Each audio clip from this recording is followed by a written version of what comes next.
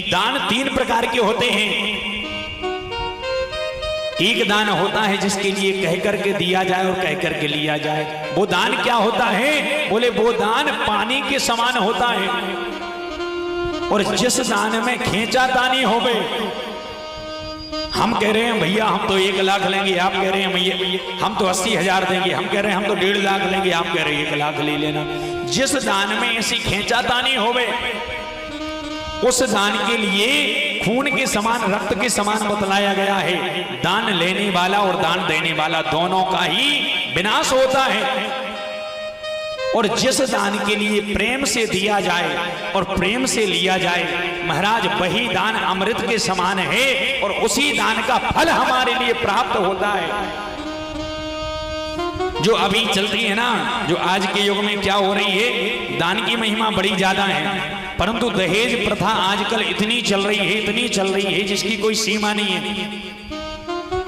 जो दहेज देते हैं ना और दहेज लेते हैं, दोनों ही नरक की प्राप्ति करते हैं। कन्या का दान सर्वश्रेष्ठ दान है। अब लोग कह रहे हैं कि हमारी सेवा क्यों नहीं हो रही, सास ससुर दुखी क्यों हैं?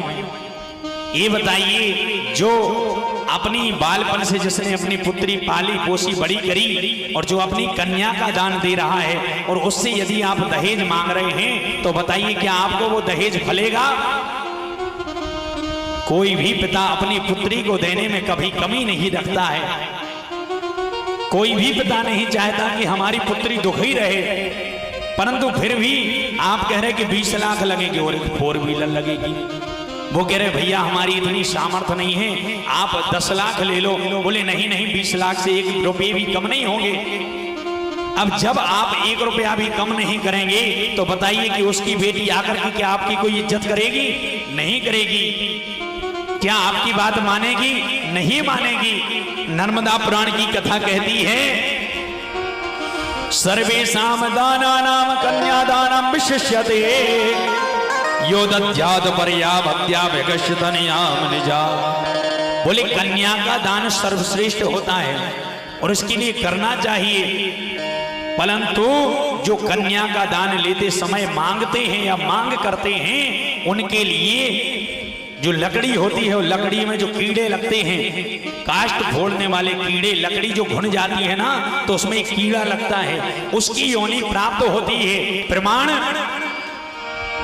यह कन्यार्थे ततो लब्ध्वा भिक्षते चैव तद् धनम सा भवेत् कर्म चंडालः काष्ठकीलो भवेत् मृतः।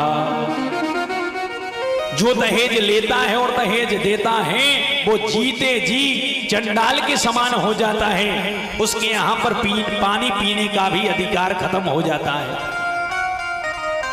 ये जिंदा में तो चंडाल बनते ही हैं और मरने के बाद में इनके लिए काष्ठ फोड़ने की योनि प्राप्त होती है।